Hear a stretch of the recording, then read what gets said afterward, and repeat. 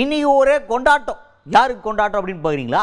திமுகவினர் தான் ஸ்வீட்டு கொடுக்குறாங்க, வெடிக்கிறாங்க, எல்லாம் பயங்கரமாக கொண்டாடுறாங்க. சட்டமன்றத்தில் வேற சத்தம் பயங்கரமாக இருந்துச்சு.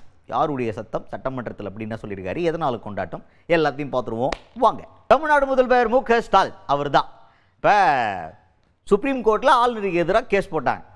அந்த கேஸில் இப்போ ஆளுநருக்கு எதிராகவே தீர்ப்பும் வந்துருச்சு. அதாவது திமுகவுக்கு ஆதரவாக. அப்போ சும்மா இருப்பாங்களா? திமுக காரங்க லட்டு கொடுக்குறாங்க, வெடிக்கிறாங்க, ஒருத்தருக்கு ஒருத்தர் எங்கள் தலைவர் வாழ்க அப்படின்ற மாதிரிலாம் கோஷம் போட்டு ஒரே ஃபன் தான்.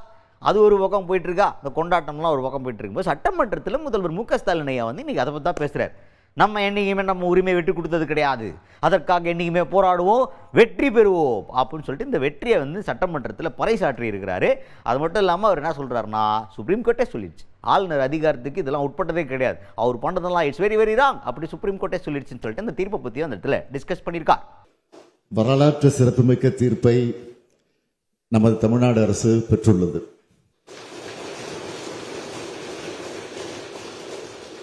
இந்த சட்டமன்ற பேரவையில் நாம் நிறைவேற்றி மாண்புமிகு ஆளுநரின் ஒப்புதலுக்காக அனுப்பி வைத்த பல முக்கிய சட்ட முன்வடிவுகளுக்கு ஒப்புதல் தராமல் திருப்பி அனுப்பினார். அந்த நிலையில் அவற்றை நாம் மீண்டும் இங்கே நிறைவேற்றி அனுப்பி வைத்தோம். இரண்டாவது முறை சட்டமன்ற பேரவை நிறைவேற்றிய சட்ட முன்வடிவுகளுக்கு மாண்புமிகு ஆளுநர் அவர்கள் ஒப்புதல் அளித்தே ஆக வேண்டும் என்று அரசியல் சட்டம் வரையறுத்திருந்த போதிலும் இவற்றுக்கு ஒப்புதல் அளிக்காமல் ஆளுநர் அவர்கள் காலம் தாழ்த்தி வந்ததோடு அதற்கு தனக்கு அதிகாரம் இருப்பதாகவும் தெரிவித்து வந்தார்.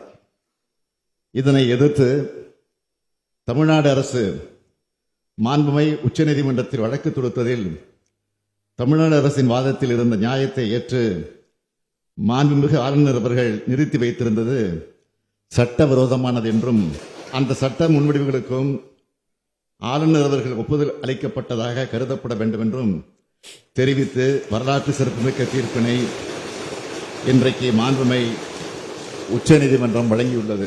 இந்த தீர்ப்பு தமிழ்நாட்டுக்கு மட்டுமின்றி இந்தியாவில் உள்ள அனைத்து மாநில அரசுகளுக்கும் கிடைத்த மாபெரும் வெற்றியாகும். திராவிட முன்னேற்ற கழகத்தின் உயிர் கொள்கையான மாநில சுயாட்சி, மத்திய கூட்டாட்சி தத்துவம் ஆகியவற்றை நிலைநாட்டிட